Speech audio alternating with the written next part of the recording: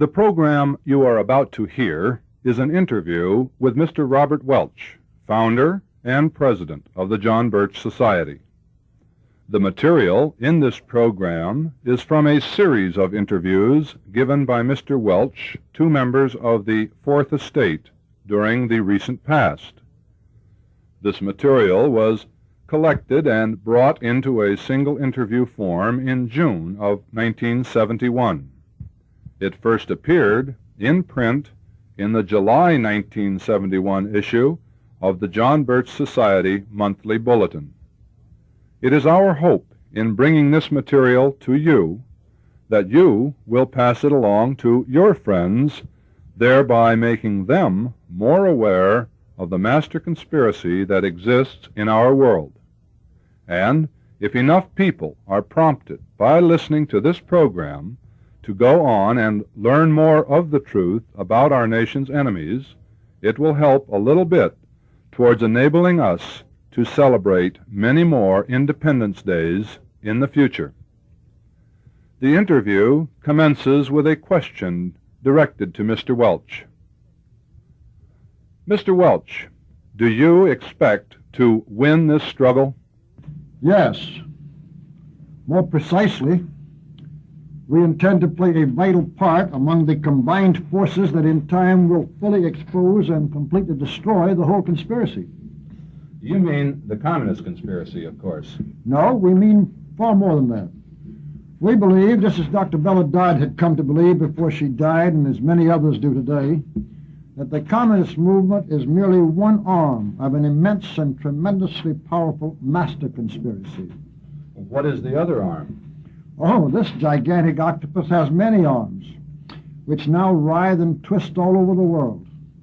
One arm is ideological socialism, with such tentacles as the Fabian Society in England and the Americans for Democratic Action in the United States. Another arm is organized international diplomatic and political intrigue. Among its best-known tentacles are the Cecil Rhodes roundtable groups, including the Council on Foreign Relations in this country. There are a dozen more arms of varying size, purpose, and importance. And all of these arms are controlled by one brain? Probably.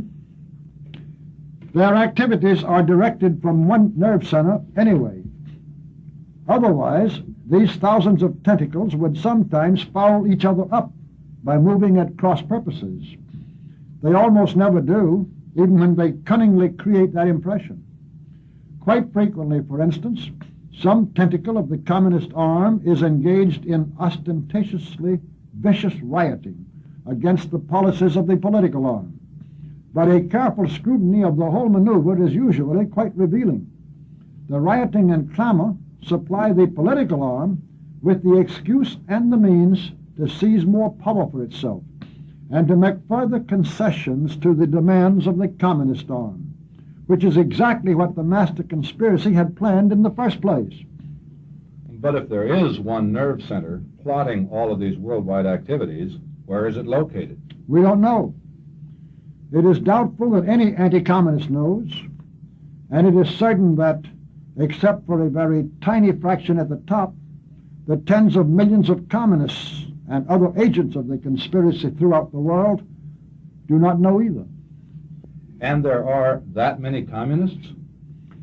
Well, about 5% of the population of the USSR comes to 10 million, plus about 3% of the population of the satellite countries, plus probably 1 to 2% of the population of mainland China, plus from 1 to 3% of most other countries. Reasonably dependable estimates add up to at least 50 million communists among the total population of the earth.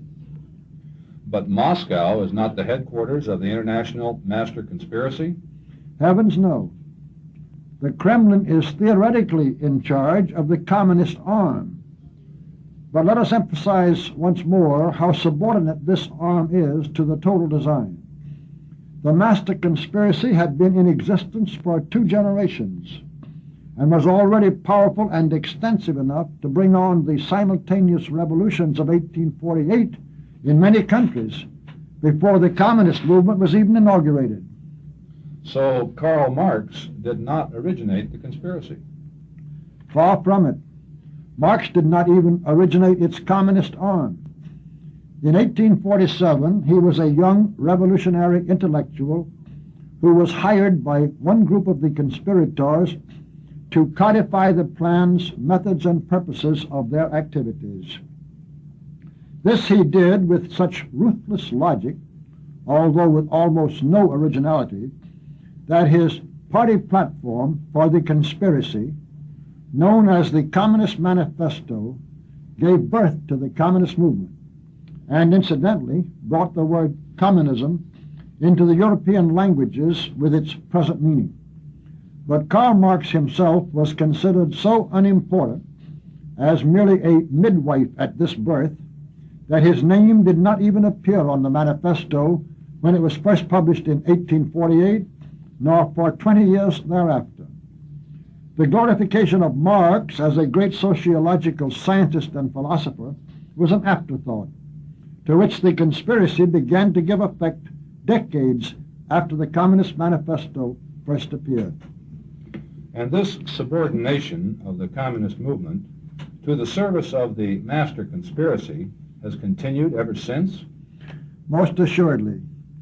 Do not forget that when Lenin and Trotsky took over the Russian Revolution from Kerensky in 1917, they were financed and otherwise aided by their conspiratorial bosses in Germany and the United States, even though these two countries were at war with each other at the time.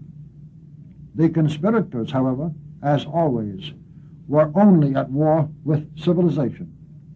They were operating in unison for their own purposes on both sides of all lesser conflicts, as their predecessors had learned to do during the Napoleonic Wars 100 years before. Lenin was only a brilliant agent, and communism a growing agency of the insiders at the top of the conspiracy when they established Russia as a physical base for the use of this communist arm. But if there is an inner circle at the summit which can select, support, and control its agents at all levels, why does it permit such rivalry as that which occurred between Trotsky and Stalin? For the soundest reason in the world, from the point of view of the conspiracy, this policy permits and enables the most cunning, most cold-blooded, and most power-hungry members or agents of that conspiracy to rise into its highest echelons, and thus to add their strength and abilities to the top command. This is why, as we pointed out in the Blue Book a dozen years ago, there is found in the upper levels of the conspiracy the most ruthless competition that exists anywhere in the animal kingdom. Well, where did Stalin stand in this picture? He benefited enormously from the leeway for competition, of course, and so did the conspiracy from his driving ambition. For it is doubtful that Trotsky could even have kept the communists in control of Russia during those early years. By cunning, bluff, and terror, Stalin did so, and he was then able, in 1933, to prevent the utter financial collapse of the Soviet regime, as well as to accomplish many other most important objectives by obtaining the official recognition of his government by the United States. But did Stalin remain merely a subordinate agent of some inner circle above him? Not in the long run, at least not in our opinion. There have been many aspirants for raw power who have come up through the communist ranks to find themselves eventually within higher and higher, and hence smaller and smaller, concentric circles of the conspiratorial hierarchy. In the United States, Walter Reuther and Alger Hiss, before his exposure, did fairly well in that direction. Among dozens who could be named in other countries are Mao Zedong, Fidel Castro, Willy Brandt, and Pierre Elliott Trudeau. But Stalin is the outstanding example of success on that route. Can you define the route? Yes. First, By purges and assassinations, Stalin made himself the supreme commander of the communist arm of the conspiracy. Second, by unremitting guile, cruelty, and drive, he made that arm so powerful and so immensely useful to the master conspiracy that in time the arm became synonymous with the whole body for most people everywhere. And even we ourselves, for the sake of simplicity, when there is no real need for more precise language, may speak of what the communists are doing when we really mean the communists and the whole conspiratorial organization above them and around them. So Stalin climbed very near to the top. We think so, yes, and that his voice had become a very powerful one within the highest echelon before the end of his career. Yet it should still be noted that his death in 1953 caused no slightest change in the program or pause in the advance whereby the conspiracy was moving towards its goal. In reality, what is that goal? There is one question, anyway, to which the answer is sure and simple. It is to rule the world. For 6 generations, this self-perpetuating and ever-expanding clique of conspirators has been making steady progress towards the destruction of all religion, of all existing governments, and of all traditional human institutions. This was in order that they should be able to establish the new order of their civilization under their absolute and tyrannical rule on the ruins of the old one. Who originated any such nightmarish dream as that? Surprisingly enough, during the last half of the 18th century, it was quite commonplace, especially in France and Germany. All the tremendous intellectual ferment of the period, as sparked by Rousseau, Voltaire, King Frederick II of Prussia, the French encyclopedists, and many others, was busily brewing revolutionary concepts of this variety. But it was a man named Adam Weishaupt who, on May 1, 1776, organized a secret society called the Order of the Illuminati, which apparently, through mergers with or absorption of other similarly minded revolutionary groups, became the central and solid core of the lasting and growing conspiracy. And Weishaupt laid down for his followers in specific language the very plan which we outlined for you just a minute ago. And you think that plan is still afoot today? Most assuredly so, and without any basic change. In fact, since 1848, some communist leaders have, on several occasions, openly proclaimed this program. Such bragging was intended to give confidence and direction to the growing number of conspiratorial workers, but not to be taken seriously by the world at large. Is Quigley's book in that category? We suspected that you knew more about the subjects of this conversation than you were pretending. Well, only when you get into the field of current journalism instead of ancient history. But what about Professor Carroll Quigley? We believe his book is intended to spread defeatism among the anti-communists, which is a new wrinkle in the script.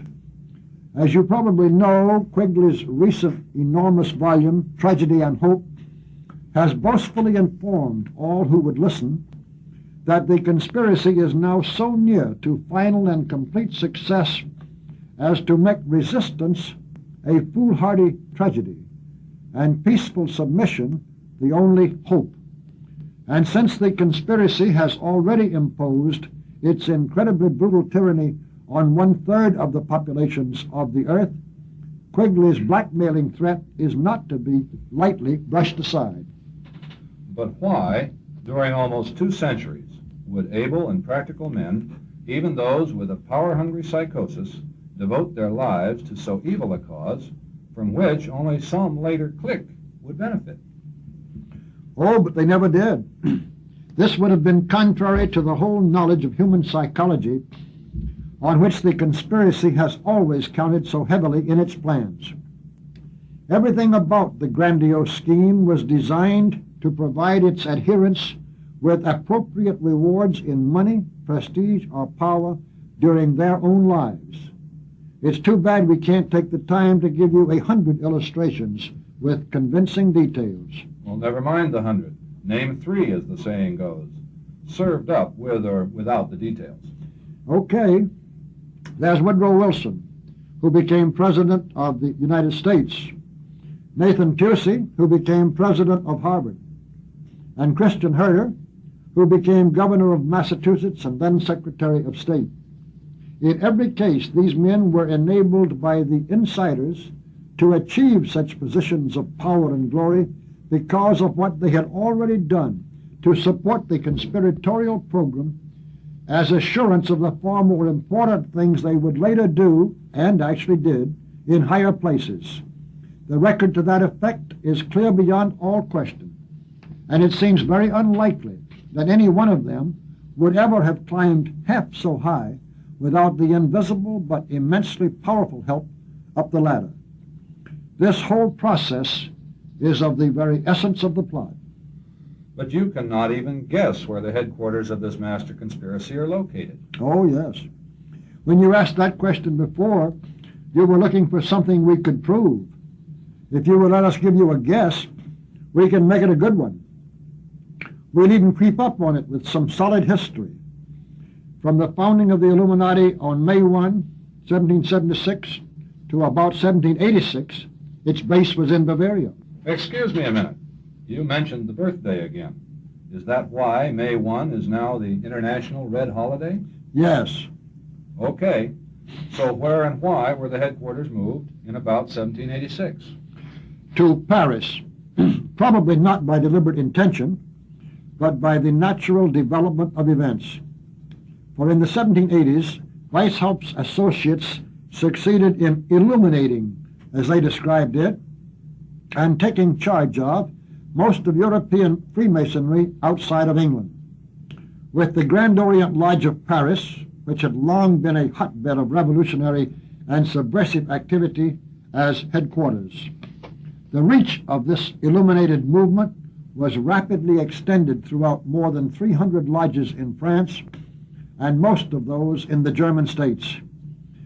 Then this organization helped mightily to bring on the French Revolution. Its hardcore survived through and profited steadily from both the Revolution proper and the Napoleonic Wars which devastated Europe for 20 years thereafter. Thus the Illuminati became established in Paris as a base for the worldwide revolution they were already planning. But where are the headquarters now? Believe it or not, we are creeping up, however laboriously, on that surmise. Despite the extreme secrecy surrounding the master conspiracy during the 19th century, there is considerable evidence to indicate that those headquarters remained in Paris, and possibly for a while in Brussels, during most of those 100 years, that the center of power then shifted to London, that during the 1930s a similar gradual shift of the nerve center occurred, this time to the United States. And it is our guess that since at least 1945, both the formal and de facto headquarters of this vast evil clique have been, like Poe's purloined letter, hidden by their very obviousness somewhere in New York City. Why? For many reasons. First, you must realize that money, war, and hatred are the three major tools which these conspirators constantly forge for their use, and we do mean forge, as instrumentalities for advancing both their power and their destructive program. So it seems logical that their central command would go where the big money is, where the most can be accomplished in fomenting foreign wars, and where a huge melting pot provides the greatest potential for stirring up bitterness between various racial groups, religious groups, and economic levels. From New York City, waves of bitterness can be set in motion that will not only manifest themselves all over the United States, but amid the cedars of Lebanon, in the college halls of Latin America, and around the floating market of Bangkok. Well, you don't have to get poetical about it. What other reasons are there? A very sad and prosaic one of extreme importance. It is simply that for at least 30 years, the most powerful single force in advancing communist aims all over the world has been the United States government. And Washington, like Moscow, is now run from New York City. So the top command naturally settles itself at the source of power. Do you really mean that? Quite literally. Examine the actual history as objectively as you can, and see if you can name one nation out of the 40 or more whose people are now enslaved that was not delivered into the hands of the communists by the machinations or the immense help of our government. From Poland and Yugoslavia to Cuba and Katanga to North Vietnam and China, the details of our betrayal of these victims have varied, but the basic story has been everywhere the same. Also, it is perfectly obvious to anybody who has the courage to study the facts objectively that World War II, the Korean War, and the Vietnam War have all been fought by our government for the benefit of the communists. The tragic truth is that since at least 1937, the working control over our government by the insiders of the master conspiracy has steadily increased, and they have used that control with masterful cunning, deception, and ruthlessness from New York as a base. This gets a bit thick for me. How do they get away with it? By brilliant pretenses that are the exact opposite of the truth, by brainwashing propaganda of colossal proportions, and by following tested formulas that have now been rehearsed for generations.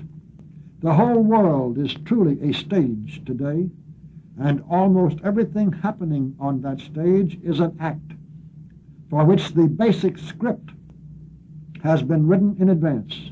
The most important characters are allowed and expected to do considerable improvising, but always in tune with the roles they have assumed and the plot to which they are bound. And the impresarios in New York select the leading actors for this colossal show and change the cast at will? The easiest way to answer that question is by repeating a rumor that was fairly widespread in some circles 3 or 4 years ago.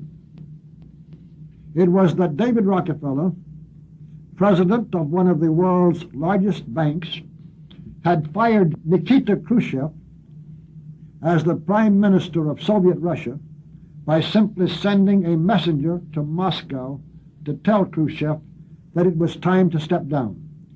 We have no idea whether there was any truth to it or not, but we can assure you that this rumor was entirely in line with the way the world is actually being run today, and that there probably is some banker in New York City who is high enough up in the conspiracy to be able to issue such orders and have them obeyed without question.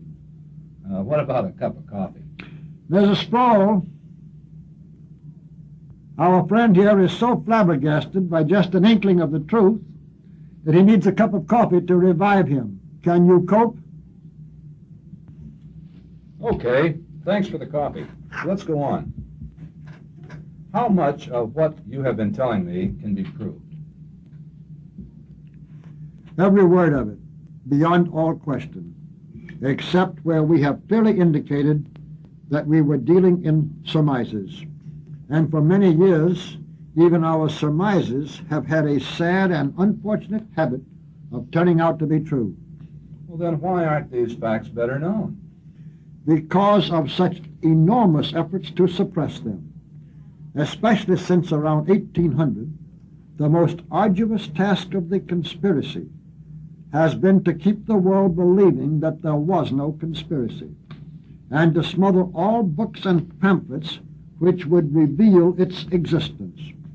Because so many events and developments could be shown by any honest historian to have been plotted in advance by the insiders, this clique even invented a phrase, the conspiratorial theory of history, as one means of ridiculing into ignominious silence all of those who tried to proclaim any substantial part of the truth about what was taking place. And in their own language, they have done their utmost, by every conceivable means, to impose on those who would expose the conspiracy all the torments of hell. This accounts for what has happened right here in our own country to Attorney General Harry Doherty in the 1920s, to Senator Joseph McCarthy in the 1950s, and to the John Birch Society during the last dozen years. All right, I didn't do it. So now tell me, just who and what are these insiders that you keep talking about? They are men in the higher echelons of the master conspiracy. It is the insiders at the very top who control the whole apparatus. But they are not communists. Oh, some of them are. Most of them are not, and never have been. Again, can you name three? Yes, or 300. Among those we have mentioned many times before, as probably insiders in this sense, are Nelson Rockefeller, Henry Cabot Lodge, and Cyrus Eden. We doubt if any of these men has ever even seen a communist cell. But we do not have to convince you that they have worked steadily for the communist cause during all of their public careers. But if a man does not come up through the Communist Party, how is he ever brought into the conspiracy in the first place? As a rule, he is pulled into the fringes of the conspiratorial organization during his college years because his family is rich or famous or important. This is exactly in accordance with instructions laid down by Weishaupt for the Illuminati nearly 200 years ago and followed ever since. Such a recruit is trained and tested and then sent back into his family circle for the sake of the assets and influence that he can gradually bring to the service of the conspiracy. But why are they not soon recognized for what they are? Partly because most of them move to the left by subtle and gradual stages, but mainly because the fundamentally decent human mind simply refuses to believe that men in such high places can be so incredibly evil. This is why most of the top conspirators in any country belong to the very top social, economic, educational, or political circles of that country. It is also why a social revolution and even communism is always imposed on any people from the top down. Why the poor suckers who are seduced into creating pressure from the bottom by their riots and barricades have no slightest idea of the horror that they are preparing for themselves, and why the condition of the masses is always worse in any country the communists have taken over than it was before. The insiders are interested in nothing but power and more absolute power for themselves. The insiders that you mentioned were all contemporaries. Can you name some out of earlier periods? Scores, if you want them.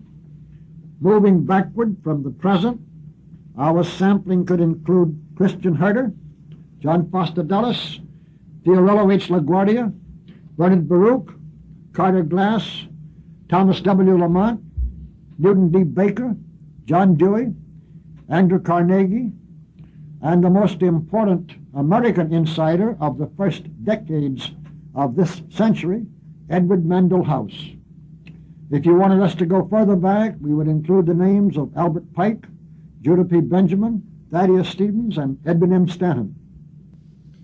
What about in other countries?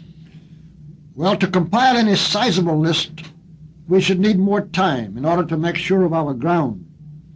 But we could start with the former Prime Minister of England, Harold Wilson, and with David Lloyd George long before him, and of course with Cecil Rhodes.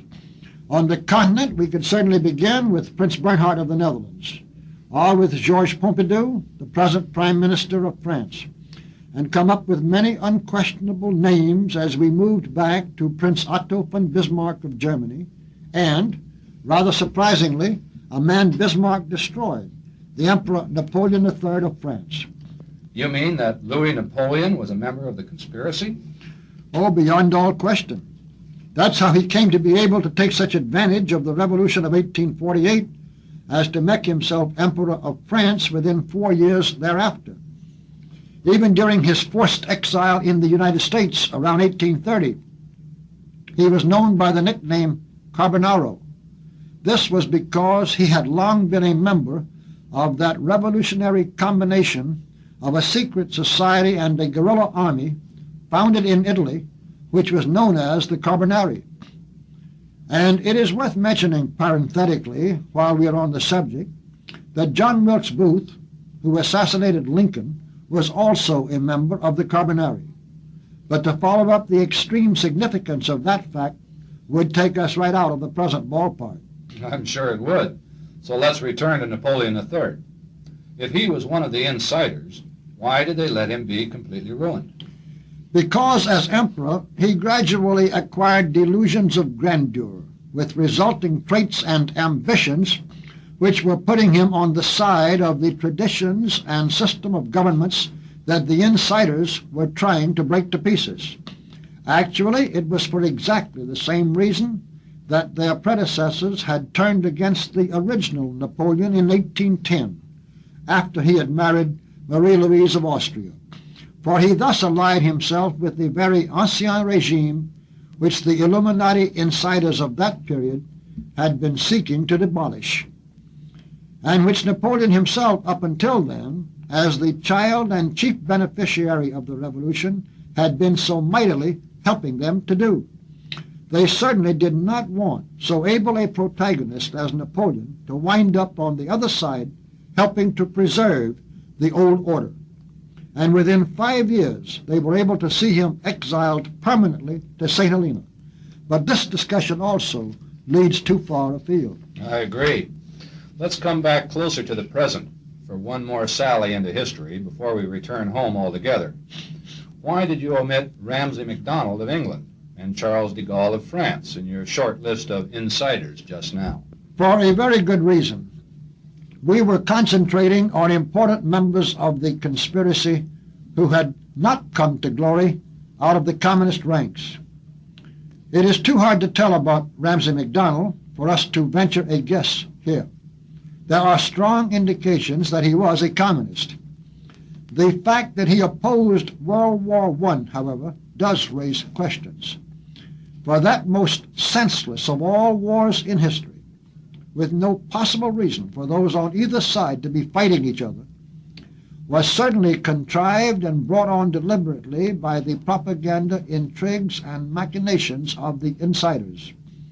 It was designed by them to be, as it certainly became, the most massive, long-range destroyer of all the traditions and character and institutions and principles of the old order of civilization that they had been able to achieve since the original French Revolution. Now hold it a minute. Skip Ramsay MacDonald. What about Charles de Gaulle? Do you mean that he was an actual communist? He almost certainly had been in his earlier years. He was one of Leon Blum's men. When that communist became Prime Minister of France in 1936, Blum even had the audacity to fly the hammer and sickle flag from the masthead of French naval vessels.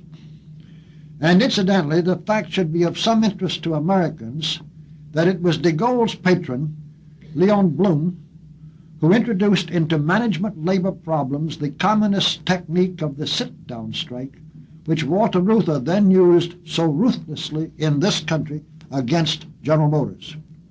But you must have more evidence than that on which to base your belief that de Gaulle was a communist. Yes, a great deal more.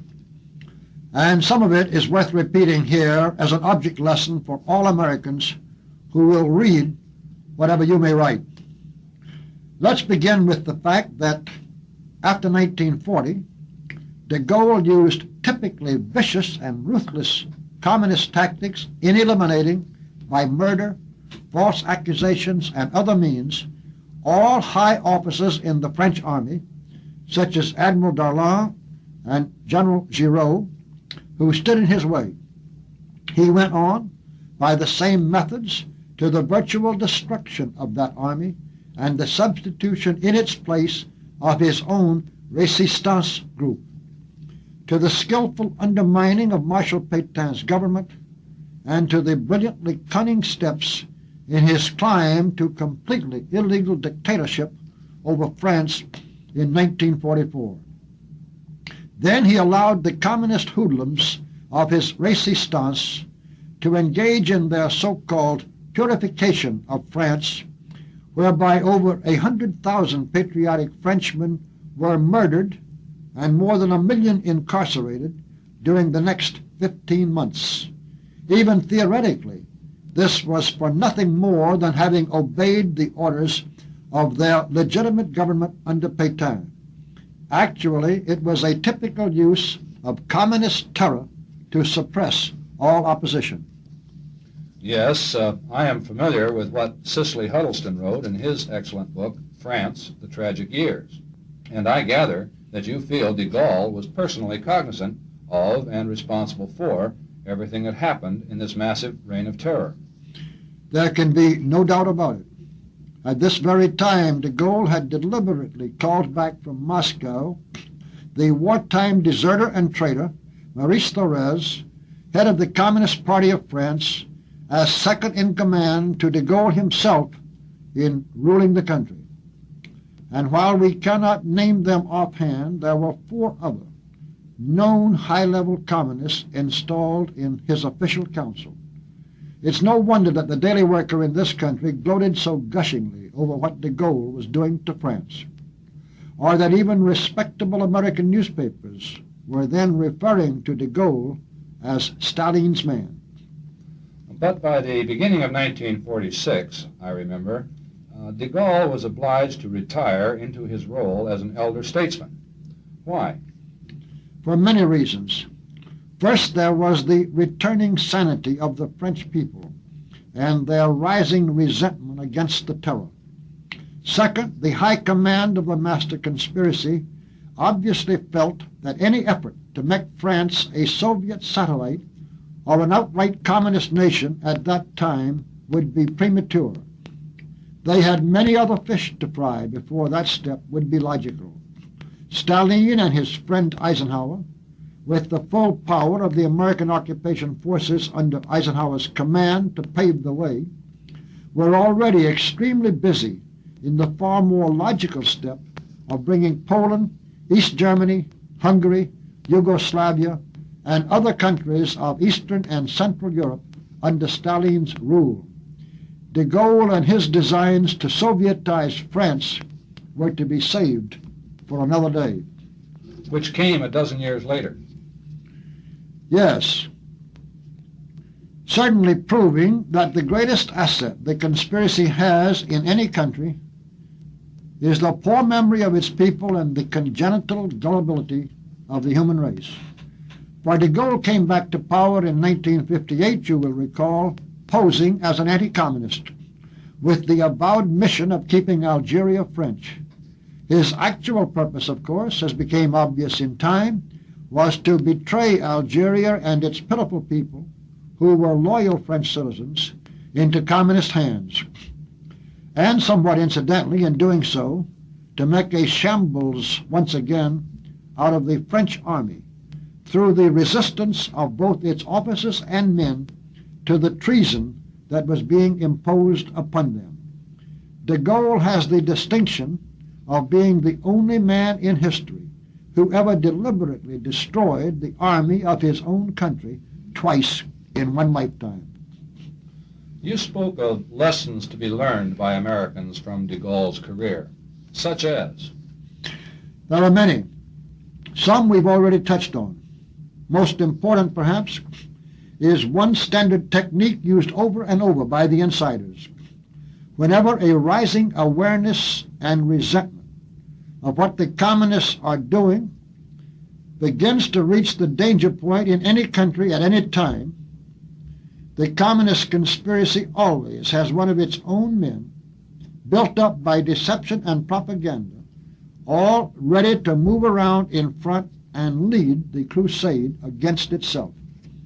Thus all the steam of the opposition can either be dissipated in futility or even gradually maneuvered into support of communist purposes, as by Eisenhower following 1952 and de Gaulle following 1958. And you can be sure that the same plan is now afoot for future communist needs here in the United States. All right, let's unharness de Gaulle and hitch this conversation onto Eisenhower. Was he a communist? Not in our opinion. He was exactly what we said he was in The Politician, namely, a conscious, dedicated agent of the communist conspiracy, or what we would today call an insider. In order to advance the march of communism towards world rule, he committed many acts of treason against his country and many heinous crimes against humanity. The most cruel and most massive of these crimes, known as Operation Keelhaul, consisted of the forced repatriation into Stalin's hands in 1945 and 1946 of more than 2 million refugees from communism, including not only civilian women and children who had lived outside of Russia since 1939, but tens of thousands of men who had fought bravely with us as our allies against the Germans. And Eisenhower already had Operation Keelhaul underway entirely on his own initiative, long before he had received any such orders from Washington or the Dean Agreement had been signed at Yalta.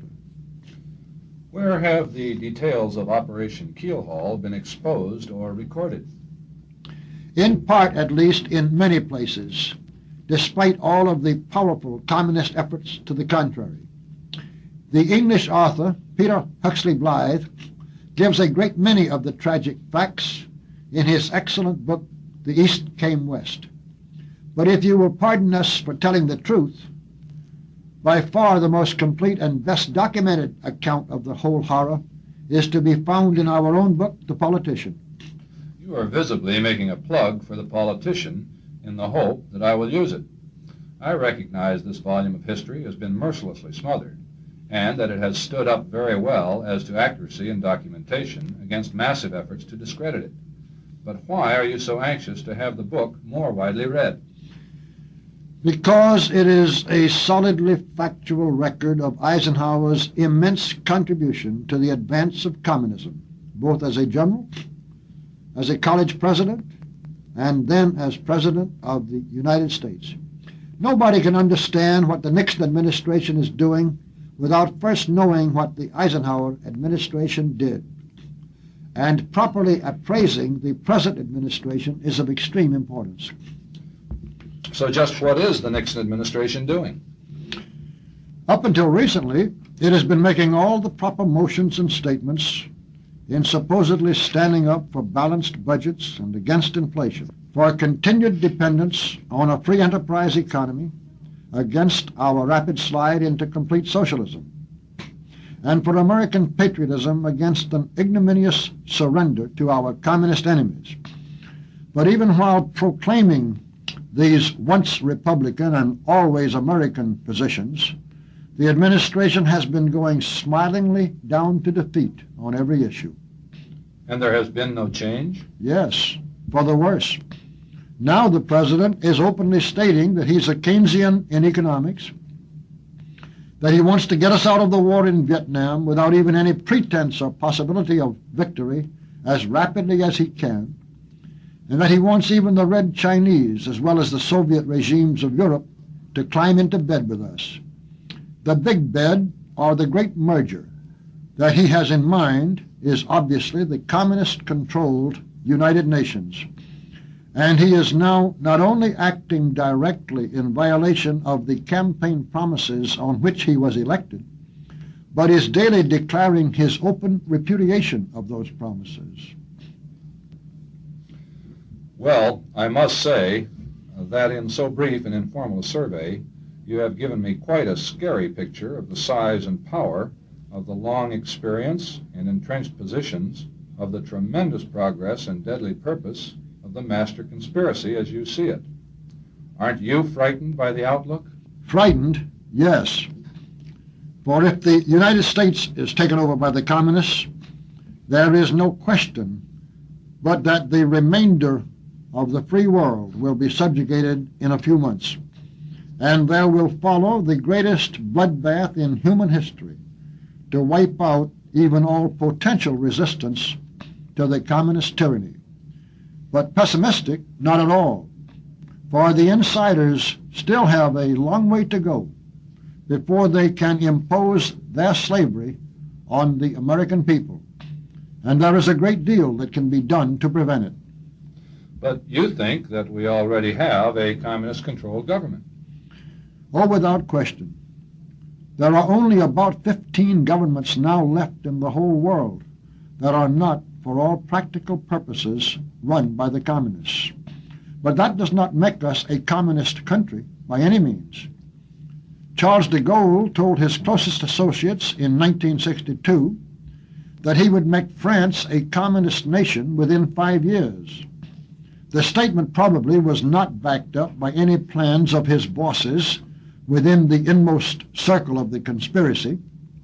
More likely, it was just a typical boast by one of the most egotistic and vicious traitors and criminals who ever lived. But the results still show how wrong some of these vaunted expectations of the de Gaulles and the Khrushchevs and of their counterparts in this country can be. And there have been many other examples. You lost me at one point back there. What is it that determines whether a nation should be classified as communist? There is one sure criterion. It is whether or not the people can leave that country at will. Every communist nation is simply a gigantic prison from which nobody is allowed to escape. This is shown by the tens of thousands who lose their lives every year trying to swim across the 5 miles from Red China to Hong Kong, or to get across the Berlin Wall, or to find their way through other holes in the iron and bamboo curtains. And the real point is that the people of the United States are still a long way indeed from having the prison walls of that kind closed around them. What about free movement within a country? That's another test, as is the free use of one's own property or money. United States citizens can still take any or all of their money out with them, whether on a temporary trip or if they decide to leave for good. This is something that the people of most countries of Western Europe have not been able to do, except under tight controls for many years. The communist principle that all property really belongs to the government and can be used by favored citizens who have possession of that property only by sufferance of the government is also being advanced by many pro-communist regimes. But the insiders still face quite a storm when they try to establish that principle here. And they will face a real test when they try to impose on the American people that aspect of slavery which prohibits free movement either within or outside of our country. But suppose the insiders, using their present governmental power, start closing in tomorrow to make this a communist nation almost overnight. They wouldn't dare, nor even to start moving too fast in that direction. They could start an awakening and a reaction that would blow the whole conspiracy off the map, and they know it. The United States has no guarantee from God that it will escape the communist slavery that has already been imposed on so much of the world and now so imminently threatens the remainder. But this enslavement still presents a very massive problem to the conspirators. In the meantime, we still put complete confidence in what Joseph de Maistre said in 1811, quote, "If the people understood the revolution today, it would end tomorrow," unquote. We know that it is identically the same revolution which we now face.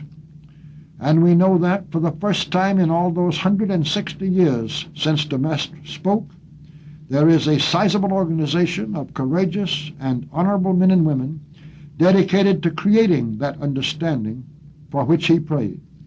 This may yet prove to be the most important fact in the history of these crucial years.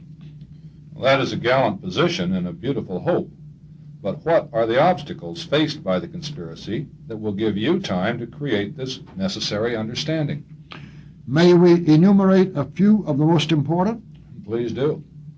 First, our system of freedom still has tremendous momentum. It has to be slowed down gradually instead of stopped short at anything approaching its present force, as the insiders are well aware. Second, our system of communication in the United States is almost infinitely more extensive and more varied than that in any country the communists have taken over. It would still be extremely difficult for them to seize and control all channels, from ham radio operators to basement pamphlet printers, in one fell swoop, or even a large enough percentage of all channels to keep the American people isolated from the truth. Third, the Russia of 1917, or the China of 1950, simply did not have the trappings or the customs of an industrial and commercial country. So the communists could start their socialistic methods on practically a clean slate. Even in Czechoslovakia of 1948 or Cuba of 1959, the economic system did not have anywhere near the ubiquitous reach into every aspect of people's lives that ours has today. Our still incredibly efficient production and distribution system is quite hard for even bureaucratic socialism to ruin altogether. The communists must tear down and wipe out tremendous institutions, traditions, forms, methods, and customs in replacing them with socialism, which they are already trying to do, but it is no simple job. To do it here without stirring up more effective resistance than they have faced anywhere else will take considerable time. Fourth, our people are still armed. To the best of our knowledge, the communists have never yet taken over any country where so large a percentage of individuals and families possessed firearms as is true in America today. And the present tricky and persistent moves by the insiders, first to register and then to confiscate all privately owned guns, have a long way to go before being successful enough for communist purposes. Fifth, there is no outside force tremendously more powerful than ourselves to help to impose communism on us as we did on Cuba and China and Poland. Of this the insiders are well aware, so they are trying to supply that need by the threat of Soviet military might. There is plenty of treason at work in reducing our military strength and in helping the Soviets to build up their own, so as to give some substance to their forthcoming claim of vast military superiority, and it should be stopped. But the attack is still psychological. The plan behind all of this propaganda is to enable traitors in our government to make many moves of gradual surrender to communist demands on the excuse that we are in no position to resist. There are internal reasons why the Soviets still could not conquer tiny Finland by force without having traitors inside the Finnish government to help them. Our danger is not from the armed might of Moscow, but from the treason of Washington. And the one thing that neither treason nor conspiracy can withstand is exposure, and understanding on the part of its intended victims.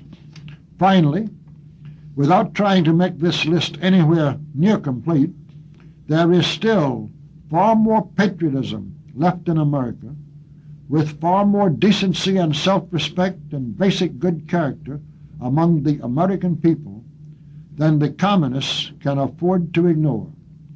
They are doing their utmost to destroy these characteristics by every foul means conceivable. But it all takes time, and the whole vast program for enslaving the American people can be stopped if we will have the courage to face the facts and to make enough others face them. They are encouraging points. But isn't political action the only means of stopping the communists from further tightening their lines of power like a straitjacket around the American people? Not at all. Even the communists do not yet dare to flout a sufficiently informed and determined public opinion. Just consider the case of J. Edgar Hoover, for example. There is no slightest doubt that all the insiders in Washington are determined to get rid of him at the earliest practicable moment.